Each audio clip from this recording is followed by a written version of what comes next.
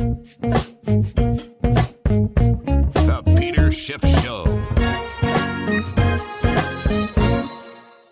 I'd like to thank ExpressVPN for its continued support of the Peter Schiff Show podcast.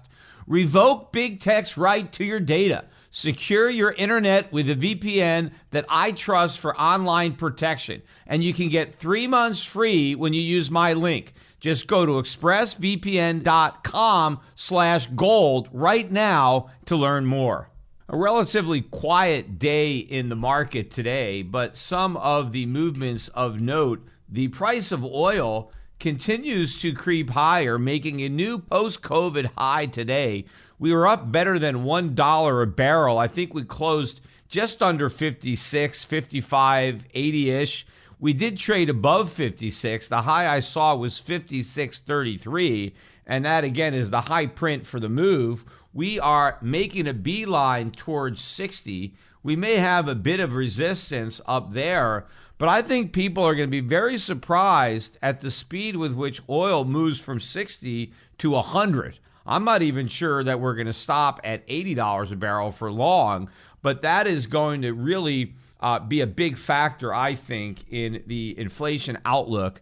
Looking also at the bond yields, they continue to creep higher, getting close again to the post-COVID highs as well in bond yields. The yield on the 10-year back above 1.13, getting close to the highest we've been post-COVID. The high I think we had was about 1.187, so not quite to 1.2 yet, but we are creeping higher. And the yield on the 30-year now back above 1.9. We're at 1.912 on the close, and the highest we've been on the 30-year since COVID is 1.915, so almost a new high in the yield on the 30-year. So the spread's widening a bit as more inflation is built in to the yield curve. U.S. dollar not really doing much, kind of holding steady around the 91 level, and I think at some point, we're going to see the dollar roll over. The chart looks pretty bad for the dollar.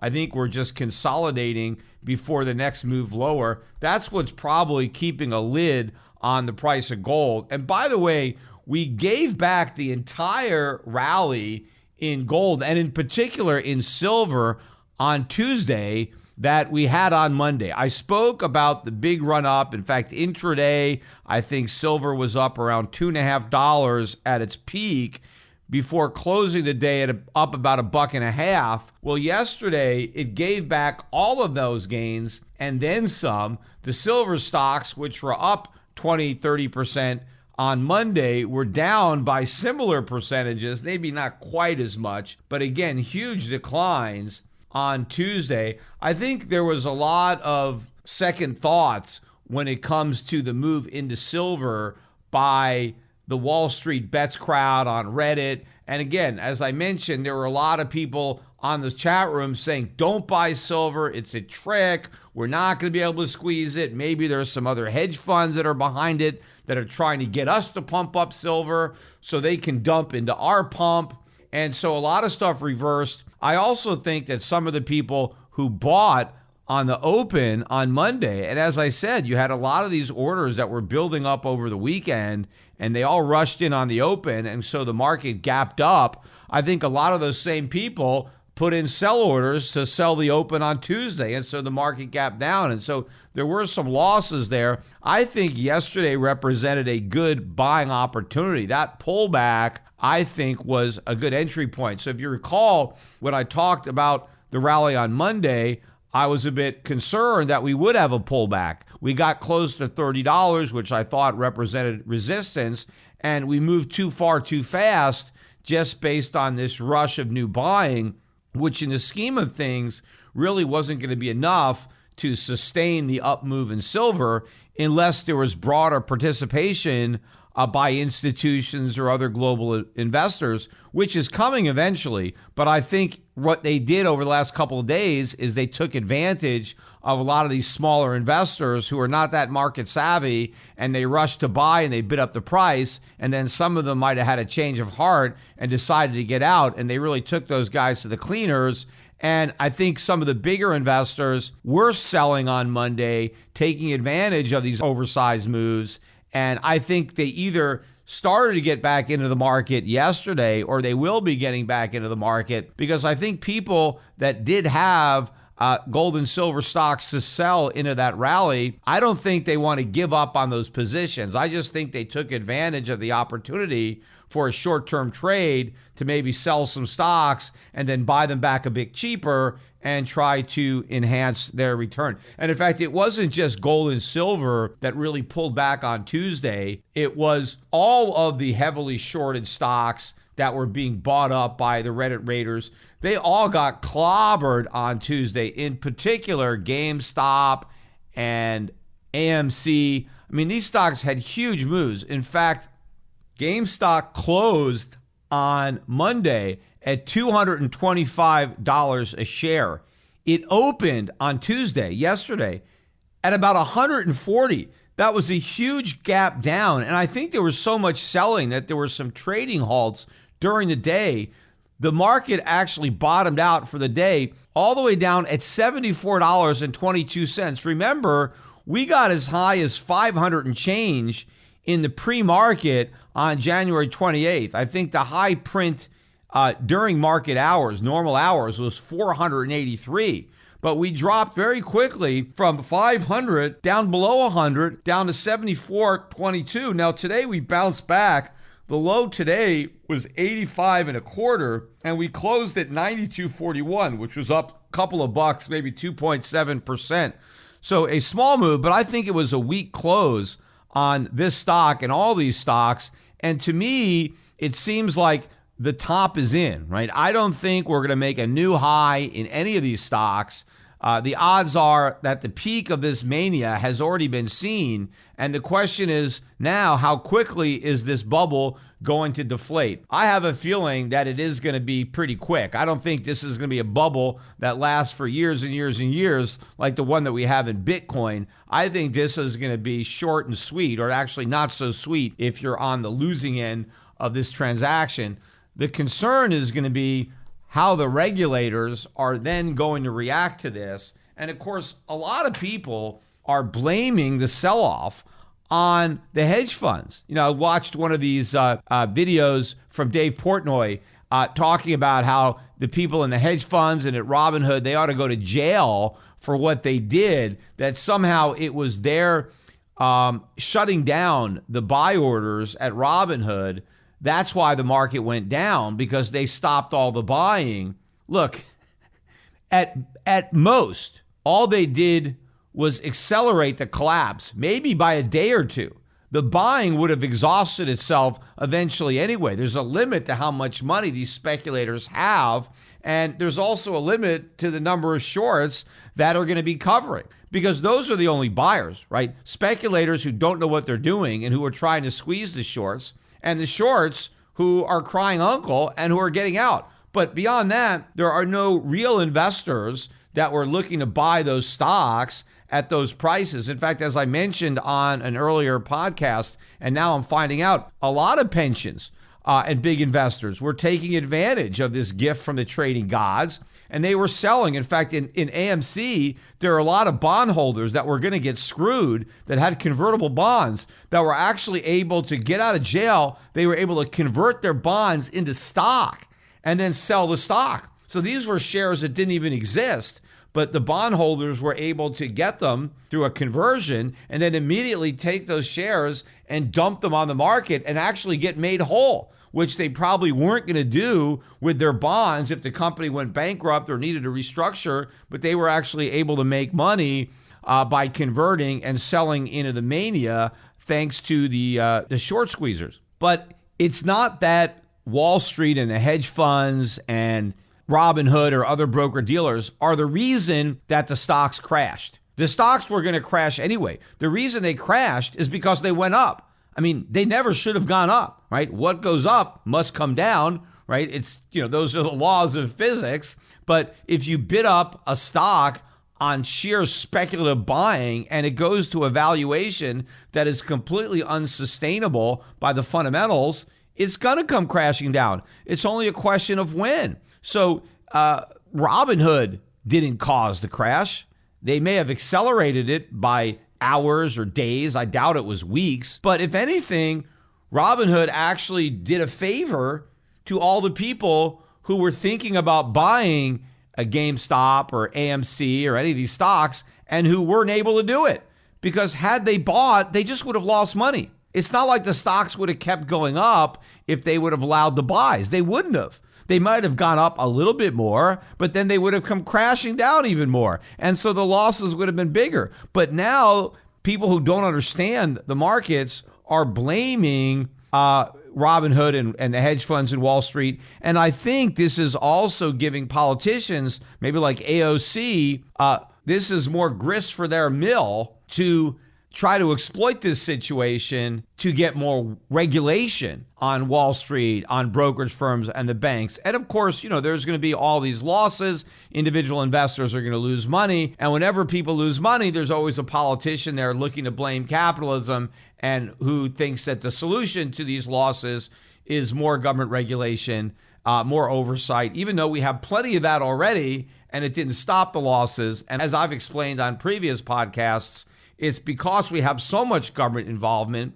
that retail investors are getting screwed to the degree that they are because they're not getting the professional help that might prevent this from happening, because that help has been legislated out of existence because they've been priced out of the market, because none of the broker dealers out there can afford to deal with them because the costs are much higher than anything that they can charge in fees or commissions on legitimate investment activity.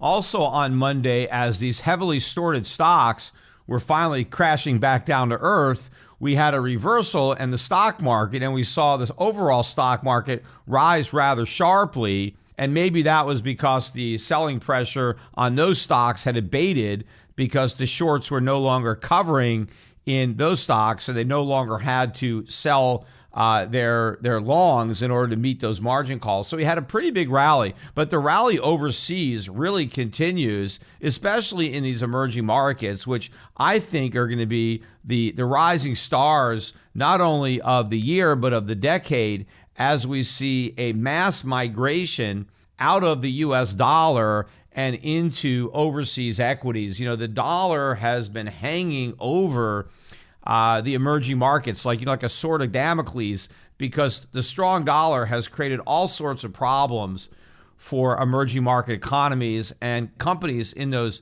countries that have US dollar denominated debt. But as the dollar goes down, there is going to be a massive relief. And what I think is going to be different about how the emerging markets react to the weakening dollar this time, and the way they reacted back in 2010, 2011, when, we were really doing QE1, printing all this money for the first time, the dollar was tanking. A lot of these emerging economies got worried because the Chinese were still working hard to maintain the peg relationship between the yuan and the dollar. And so as all of these emerging market currencies were rising in relation to the dollar, they were also rising in relation to the yuan, which was falling with the dollar. And a lot of these countries were worried that this was going to put them at a competitive disadvantage in their exports to the United States, that China was going to somehow outcompete them because their products would be lower price. And so that's when we had the currency war. That's when we had all these foreign governments trying to race to the bottom so that they wouldn't, lose out to China. And I thought that was a misguided policy. And in fact, I was right, and it did come back to bite those economies. But that's not going to happen this time. I've been saying for a while there will be no currency World War II, because this time around, I think China is going to be content to allow the US dollar to fall and their own currency, the yuan, to rise. And if the yuan is rising along with all the other currencies, then those countries are not going to worry about losing any kind of competitive advantage to China. And so the whole world is simply going to allow the dollar to sink. And that is going to be a massive tailwind for the emerging markets, not only their economies, but their stocks. And a lot of money is going to be flowing out of the S&P 500, where a lot of money fled. A lot of people who live in those emerging economies, because their currencies were weak, decided to invest in the U.S. market to get a rising dollar as a tailwind. Well, when a falling dollar becomes a headwind for those portfolios, they're going to get out. So we're seeing some strength in those markets, and I think that's going to continue and accelerate when we get the next leg down in the U.S. dollar. We also got some economic data that came out today.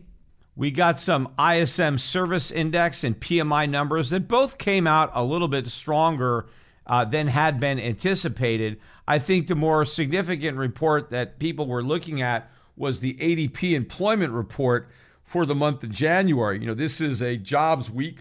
This is going to be the first week in February.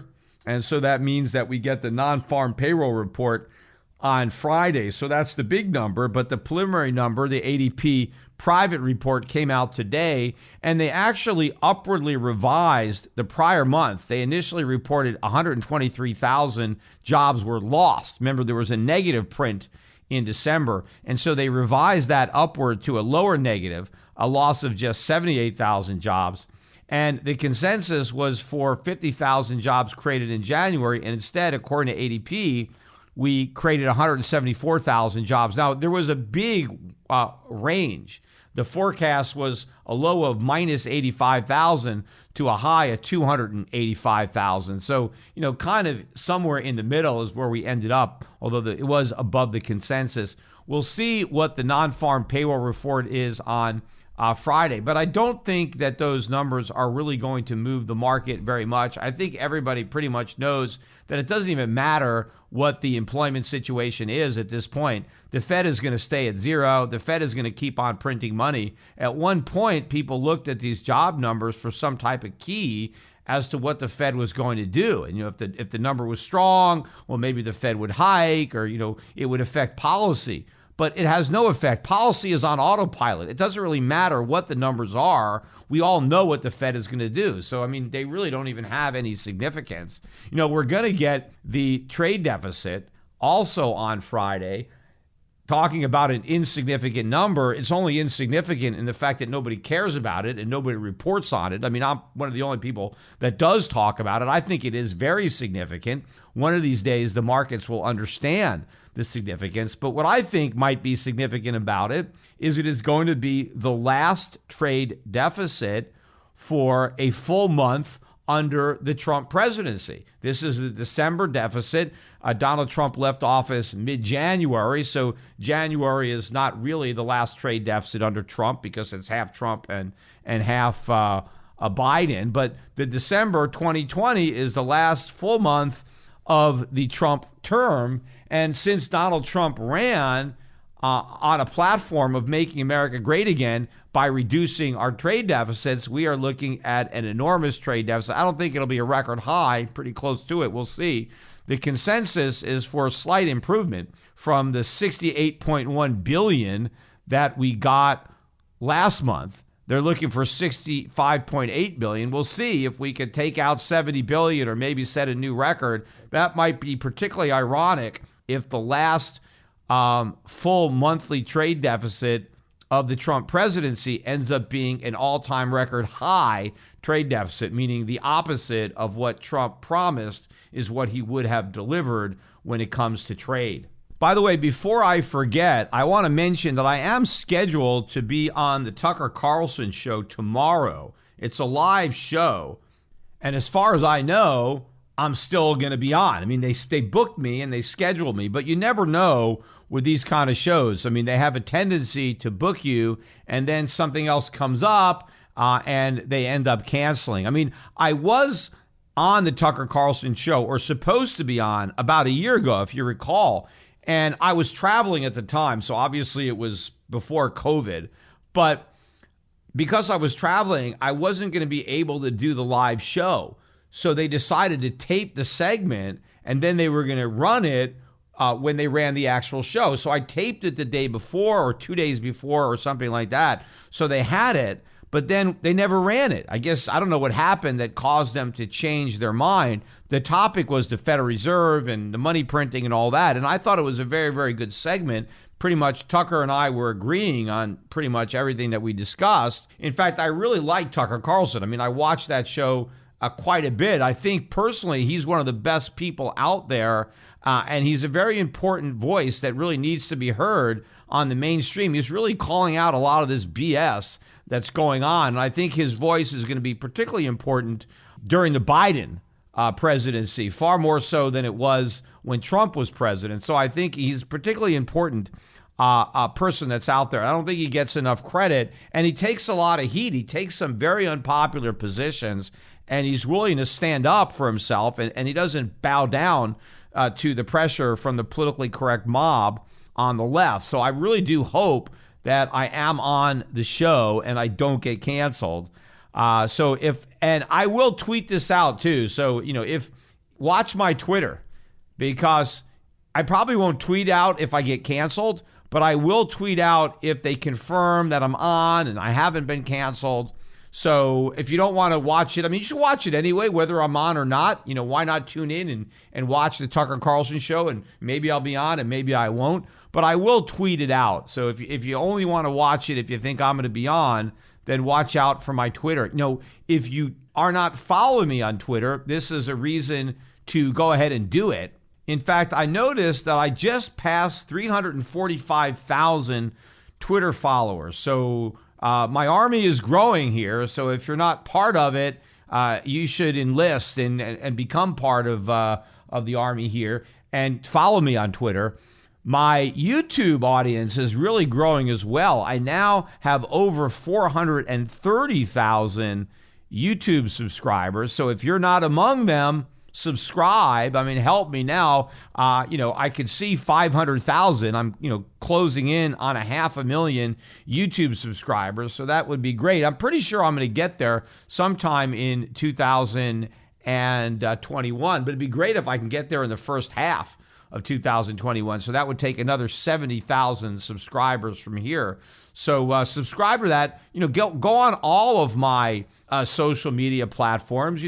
Friend me on Facebook. Instagram, though, is the one I really need to push, because that's the one I came late to the Instagram party, right? Because I didn't even start on Instagram until last year. And I'm not even at 70,000 followers. I'm at 69,800 and change. So maybe as a result of this podcast, I can get over 70,000. I'd really like to get to 100,000 to get at least out of the 5 digits and get to a 6-digit count on Instagram. So obviously, if I've got 430,000 YouTube subscribers and 345,000 Twitter followers, a lot of these guys are not on Instagram. Now, maybe a lot of these guys think they're too old for Instagram, but you know what? Even if you are, just, follow me. There's some interesting stuff that I'm putting out on Instagram that's not on Twitter, that's not on YouTube or Facebook. So, if you're not following me, just do it. And help me get my numbers up, because I think the higher my numbers are, I can attract some more young people, because that's where the young people are. They're on Instagram, and so I need to reach those people. I need to unscramble their brains, because they're going to U.S. universities or, elementary school, high school, whatever, and they're being indoctrinated into socialism by a bunch of socialist teachers. Now, of course, the indoctrination is happening online rather than in an actual classroom, but then they're constantly bombarded with socialist propaganda from the government, from the media. And so I'm this one voice, although I'm not the only voice, but I'm a voice. And I think I'm a particularly good voice, because I think I do a good job of explaining things to people in language that really they can understand, and using analogies that people get. So I really need to increase my appeal among young people. And I can do that on Instagram. So follow me on Instagram. Just make a point of it and try to get other people to do it. Oh, and by the way, don't forget about Shift Clips. I barely have anybody on Shift Clips on YouTube. I don't even have 7,000 subscribers yet. I have 6,330 subscribers. I mean, that's hardly anything. I mean, I can't believe I launched a YouTube channel and that's all I got. And I've actually talked about it a couple of times on my podcast, and I'm not really getting a lot of traction. So, I'm getting a lot of people listening to my podcast between Shift Radio and YouTube. There's 150, 200,000 people listening to every podcast. So every one of you go over and subscribe to Shift Clips. You got to watch these videos when I put them out. So I really expect to see a lot more. I mean, at least get me over 10,000 here. Give me a little help to make this channel look like it's something. I mean, there are a lot of little channels out there that got more subscribers than this one. So let's make that a point. When I do my podcast, I'll probably do another one on Friday because we're going to get the jobs report, and I've been doing a lot of these podcasts on Friday. So hopefully when I do Friday's podcast, I can at least see that thing in the over 10,000 subscribers. Look, it doesn't matter what your politics are or who you voted for. Everyone has the right to express themselves freely. Unfortunately, the big tech monopolies have instead opted for silencing tactics and censorship. The best way to fight back is to take control of your own internet, and I use ExpressVPN. In fact, as a matter of fact, when I don't have the ExpressVPN activated, I actually notice how much content I'm not even able to see. I go and I read a lot of news stories, and a lot of times those news stories have videos associated with them. And because I'm in Puerto Rico, what it says on the video is not available in your region. And then I realized, I forgot to fire up my ExpressVPN. And the minute I click that on and it reroutes me to Miami, all of a sudden I can see that video. So in addition to keeping my data private, which is the main reason I'm using it, the bonus is that I get access to all sorts of content that I otherwise would not be able to see but for that VPN. When you're using the ExpressVPN app on your computer or your cell phone, you anonymize much of your online presence by hiding your IP address. That makes your activity more difficult to trace and to sell to advertisers. And because they don't know where you're coming from, you can get access to content that otherwise you might have been prohibited from enjoying. What's more, ExpressVPN encrypts 100% of your network data to protect you from eavesdroppers or cyber criminals. What I like most is how easy it is to use. It just takes one click to protect all your devices. That's why ExpressVPN is rated #1 by CNET and Wired. So revoke big tech's right to use your data. Secure your internet with the VPN I trust for my online protection. Visit expressvpn.com/gold. That's expressvpn.com/gold to get 3 extra months free with my exclusive link. Again, go to expressvpn.com/gold right now to learn more. Neel Kashkari was out giving a speech today. In fact, he was talking yesterday as well. So this guy's really been running his mouth. And of course, he is one of the biggest doves. Maybe wait a minute. He is the biggest dove. He is Uber Dove over at the Federal Reserve. He wants to print pretty much as much money as possible. Maybe he's the closest thing to an MMTer that we have at the Fed, which is why I think that maybe, if Powell isn't reappointed, Kashkari's probably got the inside track to becoming the next chairman of the Federal Reserve, because he's the guy that wants to print the most money, which is great when you have governments that want to run the biggest deficits. But I wanted to point out a couple of the things that Kashkari said that I thought were, particularly ridiculous. I mean, one of the things that he said, in answer to a question about, the deficits and whether or not they were a concern. Of course, he's not concerned at all. Why should he worry about deficits? But one of the reasons that he said that there was nothing to worry about is he said that, you have a lot of people who are actually better off from the pandemic. They're working from home, but, they're not going out and spending a lot of money on travel or things like that. And so they have a lot of extra savings, money they're not spending because they're staying at home and they're not incurring a lot of the costs that they would normally incur commuting back and forth to work and eating in restaurants and stuff like that. So they're saving all this money. And so that money is being loaned to the U.S. government. That is all this extra savings that a lot of Americans have. They're able to loan this money to the government. And now the government is able to tap into that savings and loan that to the people who need the money because, they were hurt by COVID, because they lost their jobs, and for some reason they're not getting the unemployment benefits. I'm not really sure who these people are because they're giving out money like crazy. But obviously there are people who are worse off than they were prior to the pandemic. And so Kashkari is saying, hey, this all works out, because it's fine that the government is borrowing all this money because we've got all these savings. And so that's why interest rates are still low, because the government is tapping in to this big supply of savings from all the people who are better off. And then we're using this windfall of savings, right, to spend money or give money to the people who are worse off. And so it's all like a virtuous circle that works out. And of course, this whole thing is laughable because the public is not lending any money to the U.S. government. The average guy, right, who is maybe has some more money in the bank than they had, they're not going out and buying any U.S. treasuries with that money. There's no way they wouldn't even consider buying U.S. treasuries. Now, is it possible that they put the money in a bank and the bank is using some of that money to buy U.S. treasuries? Maybe, but with the yields this low, it's really highly unlikely that you're getting a lot of banks that want to step up to the plate and buy these long-term treasuries. The reason long-term treasury yields are so low, it's got nothing to do with this glut of savings from the Americans who are better off from COVID. It's because the Federal Reserve is buying all those bonds. That's why interest rates are so low. That's where the government is getting the money to bail out everybody who's been hurt by COVID. They're not getting it from Americans who are flush with savings. They're getting it from the Federal Reserve that is just printing money and buying up the bonds. And of course, the other aspect that Kashkari completely ignores is the money has to be repaid. Maybe they are able to borrow money from these Americans who temporarily had an increase in their savings because they can't travel and go out. Well, what happens when these Americans want to go back out and now they want to dip into those savings and start making up for lost time?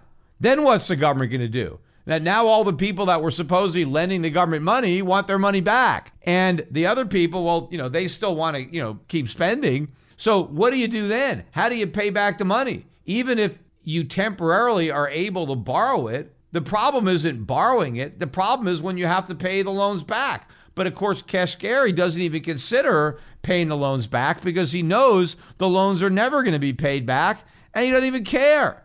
He knows the government's just going to go perpetually into debt because the Federal Reserve is there to make that possible and to keep that Ponzi scheme going so that the government never has to deal with the debt. But what happens then is the foreign currency markets are going to have to deal with it. The dollar is going to have to deal with it. And anybody who owns U.S. dollar-denominated debt is going to have to deal with it. Also, on inflation, he was asked about whether he was worried there.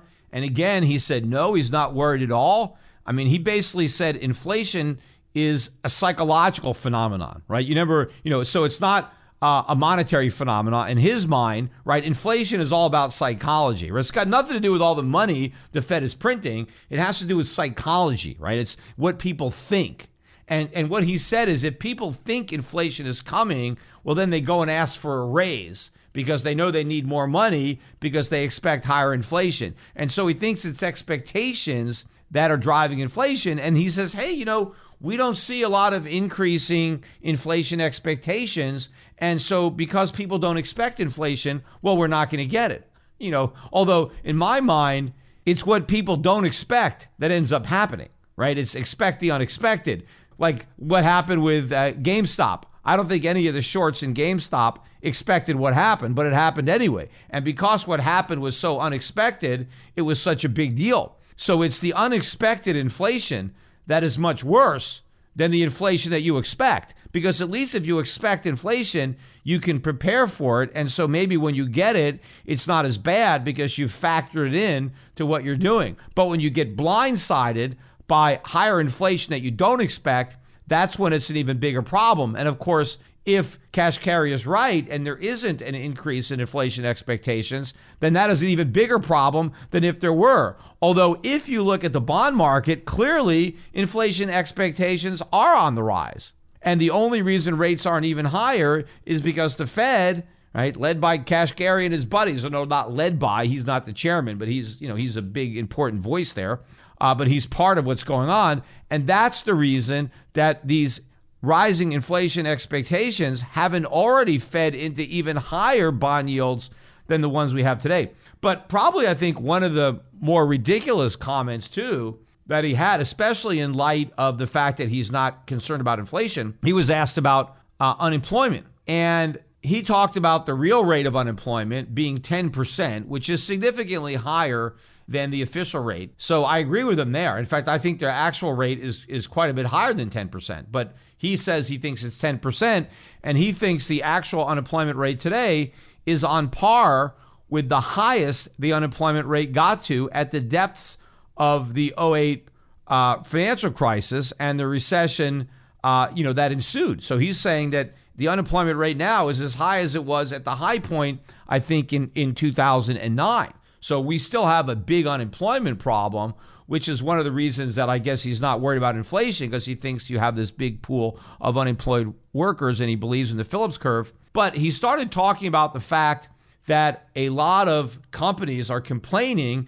that they can't find workers, and he doesn't understand how that's possible when there's 10% unemployment. And he thinks that it's really simple, that if employers can't find workers, all they have to do is offer higher wages. And if they just offer higher wages, well, people will want to work because you have 10% unemployment.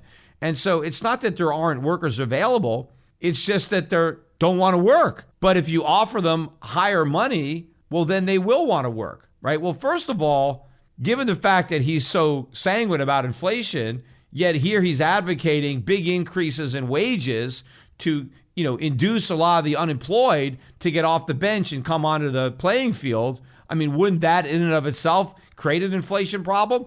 Because obviously, if they're going to give their workers big raises to get employees, well, their production costs are going up. Their costs of doing business are going up. They're going to have to raise their end prices to their consumer in order to afford to pay these higher wages. But of course, one of the reasons why they may not be willing to pay more for their workers is because it's not worth it. And maybe if they do pay more, they know that there's no way that they can recover those costs through price increases because the customers just won't shop or they just won't buy the product.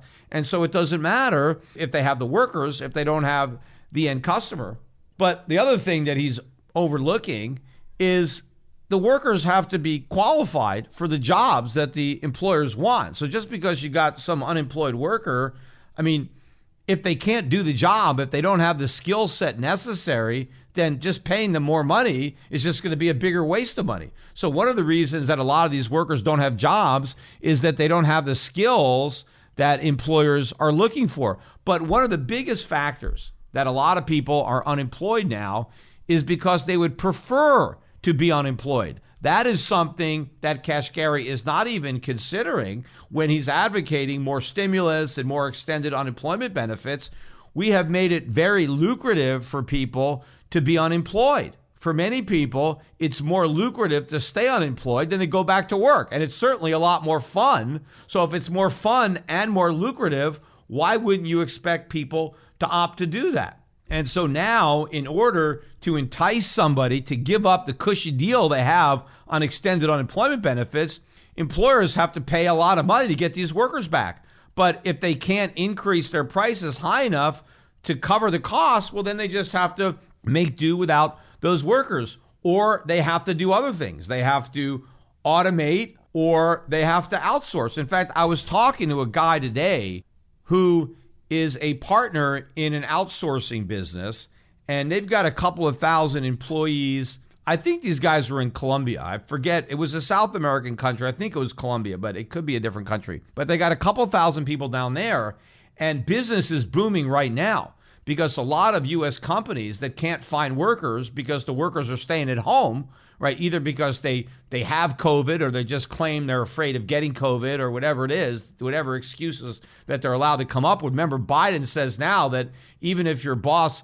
tries to get you to come back to work, you don't have to, and you can still get your unemployment benefits. So a lot of these companies now that can't pay enough money to get unemployed Americans to want to, come to work, they're outsourcing. And so this guy's business is booming, but he's really preparing now for just a complete explosion of business. And the reason he's telling me that they think that business is really going to boom is the $15 an hour minimum wage. I mean, they are salivating over this $15 minimum wage. They are going to make a fortune because they realize that the more expensive the U.S. government makes it to hire Americans, the more employers are going to refuse to hire Americans and are going to outsource instead, and are going to hire his workers in Colombia to do the work that is now too expensive to hire somebody local to do. That is what employers do, right? They have choices. You say you got to pay this person $15 minimum wage. And again, it's not just the $15. That's just the start. You have all kinds of payroll taxes, workers' comp. There's a lot of other costs that the employee has to cover that go way beyond his wages. Those costs have to be overcome to the employer. And now, of course, you're mandating family leave, sick leave, all of this stuff raises the cost. So maybe if the minimum wage is $15 an hour, maybe when you factor all this other nonsense in there, maybe the real cost of hiring an unskilled worker is $20 an hour. Well, what if they can outsource the job and pay $13 or $14 an hour? That's what they're going to do. Maybe before the minimum wage increased, it was a little bit more convenient or more economical to hire domestic. But once the minimum wage really jacked up from $7.25 to $15, all of a sudden, outsourcing becomes economical, because they're basically, as they're raising the minimum wage, they are lowering the threshold where outsourcing or automation becomes more economical, because employers do a cost benefit analysis. They say, well, for automation, we need to buy all this expensive equipment, computers, or what other hardware we need to buy, software. How much is the upfront cost? What's that depreciation? And then they compare the cost of all that to the cost of continually paying workers. And whatever is cheaper, that's where they want to go. And one of the benefits of automating is, you're not going to get sued for anything. You don't have to worry about, discrimination laws or equal pay laws or any of that stuff. And that's the same thing with outsourcing. That's not your problem. When you outsource to a company in Colombia, you don't hire anybody. You're just paying another company a fee. And that other company is dealing with their employees. But they don't have all these laws to contend with. They don't have all these regulations and all these laws that make it so easy for them to get sued. So this is going to be a boom to companies that specialize in outsourcing, but it's a bust to American workers that are going to have their jobs outsourced thanks to the U.S. government, thanks to Joe Biden, thanks to AOC and Bernie Sanders, right? If you want to know why your job disappears with a $15 an hour minimum wage, that's why. And the other irony of it all is, as unemployment goes up because of the increase in minimum wage, the last thing the government's going to do is blaming on the increased minimum wage. They're just going to say, oh, there's more unemployed people here. We need more government programs. This just proves capital doesn't work. But of course, this feeds right into their game plan, because when they make it illegal for people to work, now people have no choice but to live off the government. Now they live welfare check to welfare check instead of paycheck to paycheck. But now they're never going to bite the hand that feeds them. In fact, if anybody threatens to take away that food, right, they'll make sure to vote for the person who promises to keep feeding them. So these are voters, since it's the Democratic Party that is associated with more welfare and more food stamps and being friendlier to people who are permanently unemployed. Once the more people that the Democrats can render permanently unemployed, the more people they can guarantee will vote for them. And so that's one of the reasons they like raising the minimum wage law, is because it increases the army of people who are legally prevented from having jobs. In fact, one of the other things that this guy told me about, I hadn't even thought about it, had to do with the state of New York. And apparently in New York, if you get COVID, the state of New York will pay you $3,000 in tax-free money if you stay home for a month, right? Because you've got COVID. You get $3,000. And in addition, the worker continues to collect his paycheck from his employer during the month, he's at home recuperating from COVID and supposedly not subjecting anybody else to potentially catching it. So there's such a huge incentive now for people in New York to get infected with COVID that they have these COVID parties where they invite people with COVID and they invite other people, and people go there deliberately trying to catch COVID so they can get a $3,000 check and a 1 month paid vacation. And that might be one of the reasons that you have a big increase in COVID cases in New York State, is because New York government is paying people to get COVID, right? If you create an incentive for people to catch COVID, then you're going to have more people who catch COVID. And of course, the hospitals are also incentivized because the more people they diagnose with COVID, the more money they get.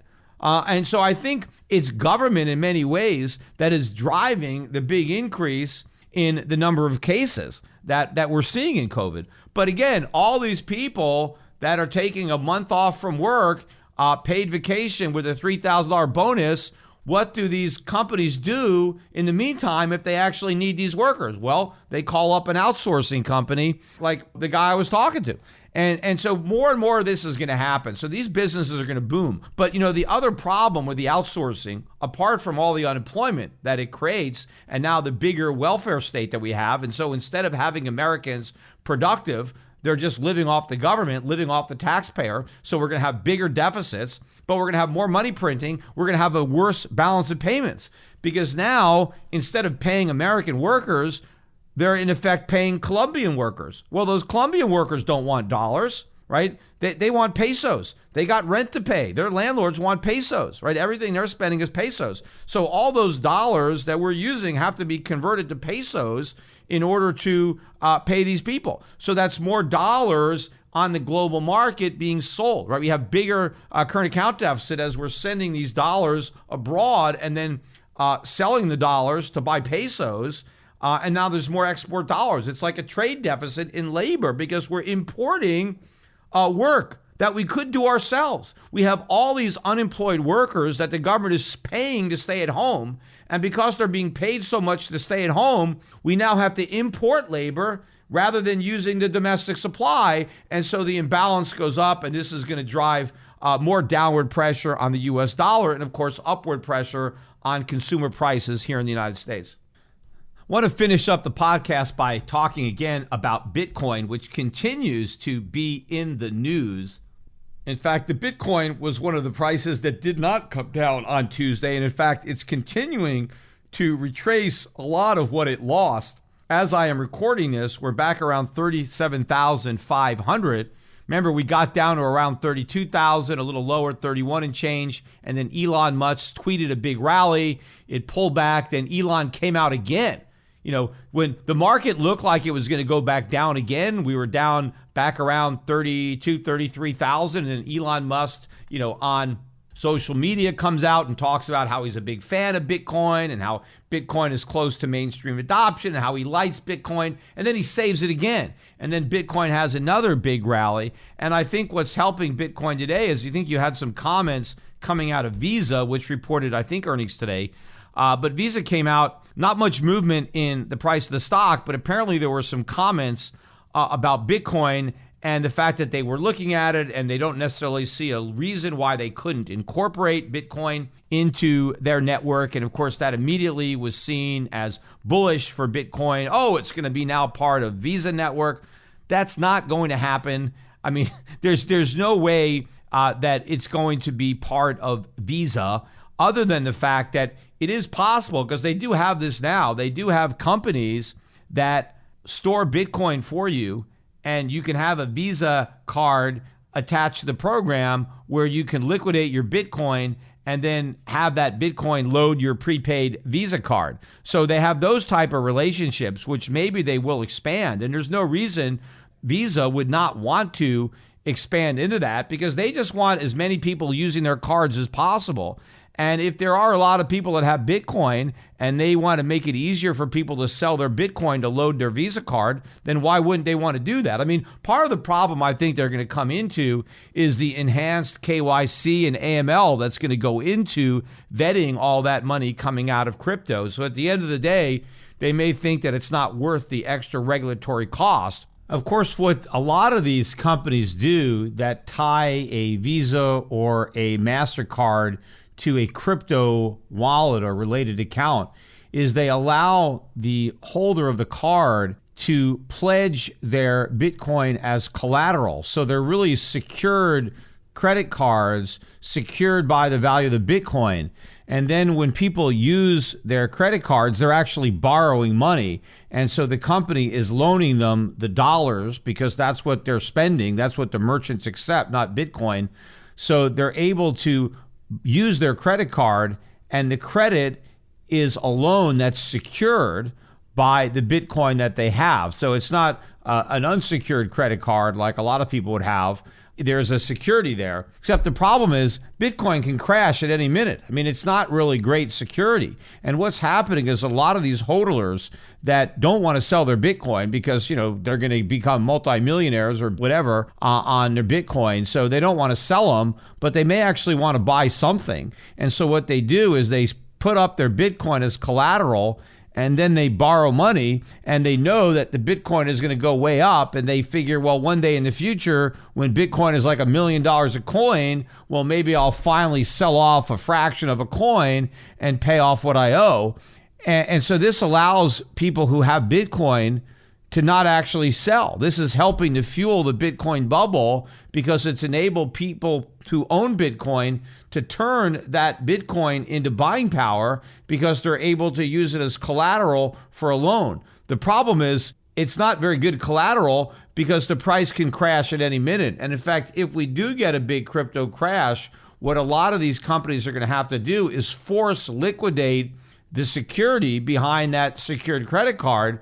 And that is going to add fuel to the collapse because it's like a lot of margin call related selling when these companies that have issued Visa and MasterCards backed by Bitcoin, when the value of that Bitcoin falls enough to trigger margin related selling, now you just fuel the decline, and that just makes the crash that much worse. And then, of course, these companies that have issued these credit cards, if the Bitcoin collapses so quickly that they can't collect enough money to recover what they've loaned, now they have huge losses because there's no way that they're going to collect from the credit card customers. They're not going to get any money from the people once the collateral is exhausted.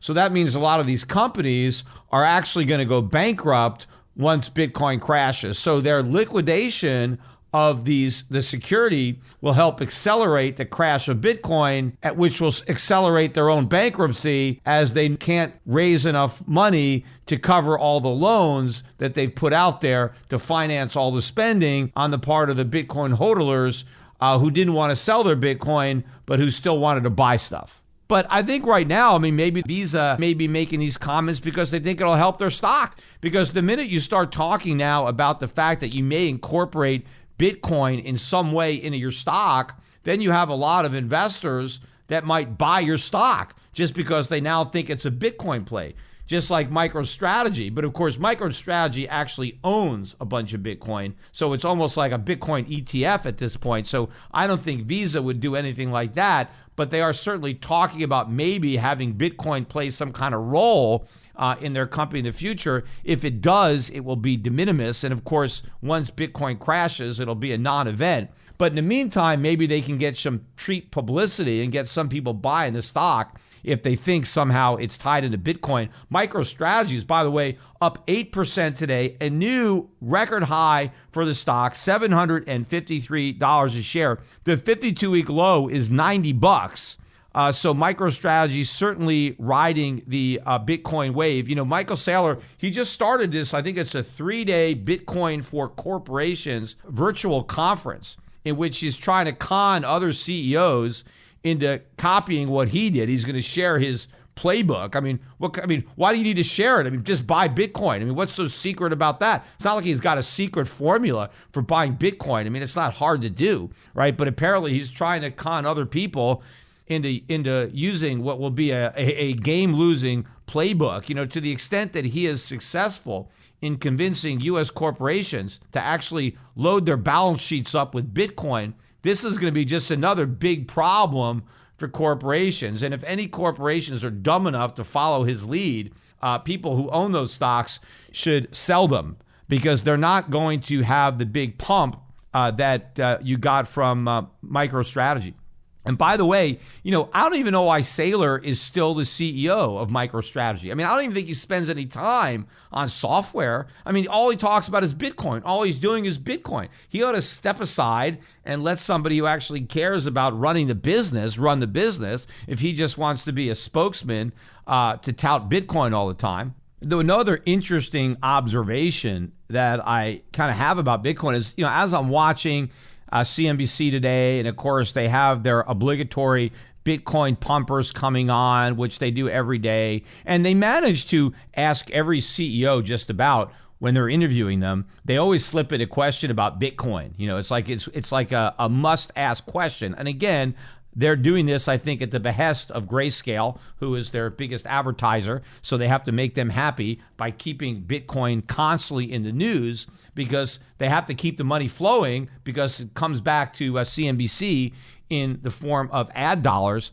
But what is interesting is that the only people who come on CNBC and who talk about the risk of the big deficits, the out-of-control federal spending, the money printing, QE infinity, 0% interest rates, hyperinflation. The only people that talk about these problems are the people who are touting Bitcoin. In fact, if they didn't have the Bitcoin pumpers on CNBC, nobody on CNBC would be talking about this. You see, they don't invite people who, like me, right, who are advocating, getting into gold and silver or getting into foreign stocks as a way to protect yourself, or even people that aren't even advocating protecting yourself, just people that would talk about the risks inherent in what we're doing, right? You don't have these so-called gloom and doomers, perma bears, the way they like to call them. They're not on CNBC unless they're touting Bitcoin. I mean, if you're going to tout Bitcoin, they will roll out the red carpet and they will let you say all the gloom and doom bearish things that you want, and they'll never say boo to you. They won't argue with you. They won't try to say that you're wrong, but at least the Bitcoin guys are talking about this stuff. Because if it wasn't for the Bitcoin guys, nobody would be talking about it. So I'm glad that at least somebody is coming on CNBC, letting people know that there's a problem, that we're playing with fire, that the Fed is inflating bubbles and undermining the economy, and that we're headed for a currency crisis. So at least the Bitcoin people are coming on and saying this. The problem is they're advocating that people buy Bitcoin. And so anybody who does is probably going to end up losing even more money than the people who dismiss what they're saying and don't even take any action to protect themselves from inflation or the Fed. That is the irony. It's the people who get it, who actually understand that there's a risk, and they just go for the wrong safe haven. They end up jumping out of the frying pan into the fire. What people have to understand is that these Bitcoin advocates who are talking about these risks, they're right, but they're only talking about it in a self-serving way to try to tout Bitcoin as the alternative. And at the same time they're doing that, they're always going to diminish gold. They're going to try to talk anybody out of gold by saying it's worthless, it has no uses, it's just a stupid shiny yellow rock. And in fact, I don't know which things are dumber, right? What Bitcoin bugs say about Bitcoin that is ridiculous, or all the ridiculous things that they say about gold. Because as they are touting Bitcoin and trying to get people to buy Bitcoin, they also have to convince people not to buy gold, right? Because they talk about all the inflation that's out there and a currency crisis and hyperinflation. And a lot of people might think, oh, wow, maybe I should buy some gold. They don't want you to do that. No, don't do that. Right? Gold's nothing. It's just a worthless, shiny rock. Why would you want that? I mean, no, you can't do anything with gold. Buy Bitcoin. Bitcoin has all the value. Bitcoin is way better than gold, right? That's what they're trying to do. Now, there are some people out there that buy Bitcoin and buy gold, and they think they see the value in both. But the main Bitcoin pumpers have to completely trash gold because they're trying to take gold's market share. And they're trying to get Bitcoin. So they see gold as a big competitor to Bitcoin, and they're trying to keep people out of it. That's why the Grayscale commercial is all about drop gold. And that's the one that's constantly running, on a continuous loop almost on CNBC. Sell your gold, sell your gold, sell your gold. Because the main person who is likely to fall for the Bitcoin sales pitch, right? And the sales pitch is a good sales pitch when it comes to the real risks inherent in the current fiat-based monetary system. They know their best customer is somebody who already owns gold because that person already believes this. So they're speaking their language. See, the people that don't own gold, people that think everything is great, and you're telling them the world's coming to an end, there's going to be inflation, so you should buy Bitcoin. They're like, no, why should I do that?